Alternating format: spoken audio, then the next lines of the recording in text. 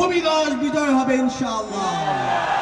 আকসুর মাধ্যমে যে ছাত্র সংসদ নির্বাচন শুরু হয়েছে, সেই নির্বাচনে তরুণরা ইনসাফের প্রতিনিধিদেরকে ব্যাপক ব্যবধানে বিজয়ী করেছে এবং সর্বশেষ যোগসু নির্বাচনে আমরা তরুণদের ইনসাফের পক্ষে শক্তিশালী অবস্থান দেখতে পেয়েছি।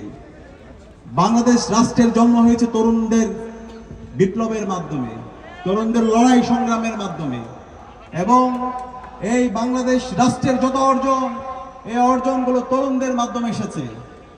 যেহেতু তরুণরা সিদ্ধান্ত নিয়েছে ইনসাফের পক্ষে, আগামী 12 ফেব্রুয়ারি যে নির্বাচন হবে, সেই নির্বাচনে তরুণদের হাত ধরে ইনসাফের প্রতিনিধিদের ভূমিধস বিজয় হবে ইনশাআল্লাহ।